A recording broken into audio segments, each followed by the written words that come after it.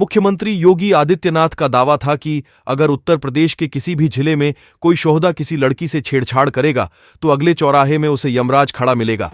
कि कानून प्रत्येक नागरिक को सुरक्षा प्रदान करेगा, लेकिन राह चलती हुई किसी बेटी के साथ अगर किसी ने छेड़छाड़ करके उसकी सुरक्षा में सेंध लगाने का कार्य करे किया तो अगले चौराहे पर उस सोहदे का इंतजार यमराज कर रहा होगा। उसको फिर यमराज के यहां भेजते से कोई रोक नहीं पाएगा। लेकिन उनका यह दावा चित्रकूट में तो हवा हवाई ही साबित हो रहा है। मुख्यमंत्री के इस दावे की पोल खोल रहा ताजा मामला चित्रकूट जिले के मऊ थाना क्षेत्र के एक गांव में रहने वाली 10वीं कक्षा की छात्रा का है। गांव में हाई स्कूल की पढ़ाई के लिए स्कूल न होने की वजह से चित्रकूट की यह बेटी साइकिल से प्रतिदिन करीब 21 किलोमीटर का सफर तय कर प्रयागराज जनपद के शंकरगढ़ कस्बे में पढ़ने जाया करती थी। स्कूल जाने के दौरान छात्रा के गांव के ही दो भाई मुन्नी लाल और रंगी लाल निषाद जब तब उसका रास्ता रोक उससे भद्दे मजाक करते और शरीर से भी छेड़छाड़ करते। दो भाइयों के जुल्मों की कहानी जब उसने अपने माता पिता को बताई तो वह लोग अपनी बेटी को लेकर मऊ थाने पहुंचे और लोगों की सुरक्षा का दंभ भरने वाली पुलिस से मदद की गुहार लगाई। लेकिन मऊ थाने की पुलिस ने इस गरीब परिवार की पुकार सुनकर शोहदों के खिलाफ कोई कार्रवाई करने के बजाय उन्हें ही डांट डपट कर थाने से भगा दिया। साइकिल से जाती है करीब 20-21 किलोमीटर पैदल। हम मजरूह आदमी साहिब उसके साथ जाते नहीं, तो वो अकेले छेड़खानी गली में करते हैं, तो लौट के आती है तो बताती है पापा ऐसे ऐसे करते हैं, हमको छेड़खानी गाली देते हैं, किसी को बताना नहीं, हम जान से मार डालेंगे, हमारे बाप कतली हैं तो हम तुमको जान से ख़त्म कर देंगे। बताती है तो हम साहिब आए कि हम लड़े लायक नहीं आए तो हम थाने में अप्लीकेशन देते हैं। महीना 15 दिन में वो छेड़खानी करते रहता है।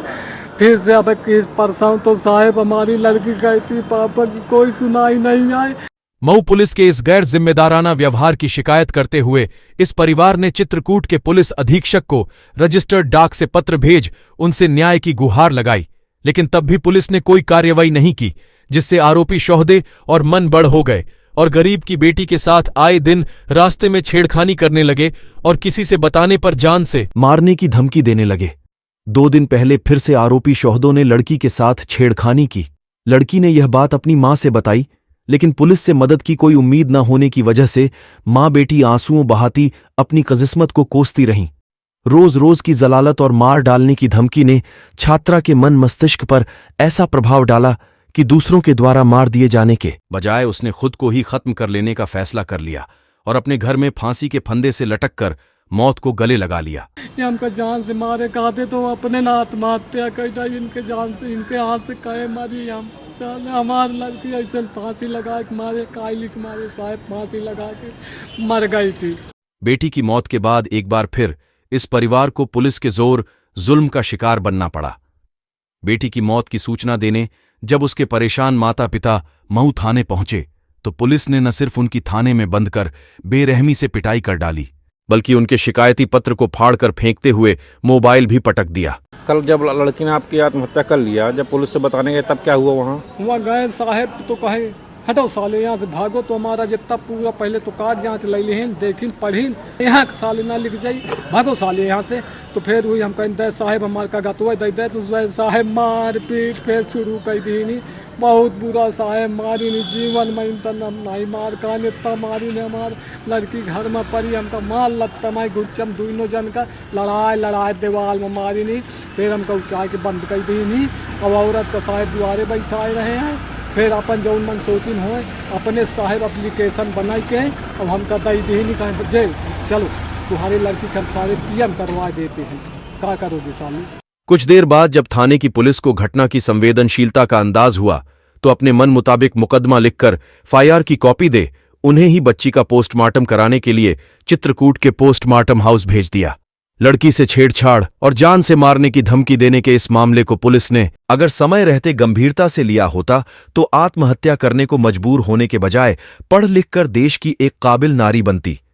इस मामले में समाजवादी पार्टी के सदर विधायक अनिल प्रधान पीड़ित परिजनों से मुलाकात करने पहुंचे, जहां उन्होंने यूपी पुलिस पर कई गंभीर आरोप लगाए हैं। थाने के कर्मियों ने इनके साथ ऐसा व्यवहार किया कि इन्हीं को खुद मारा पीटा और उनसे बदसलूकी की। और क्या पुलिस कह रही है कि ये वीडियो बना रहे थे। वो गांव की महिला है बेचारी, उसका किसी का फ़ोन आ गया होगा तो उसने फ़ोन उठाया होगा, उसी दौरान हो सकता है बटन दब गई कि क्या हुआ मुझे नहीं पता।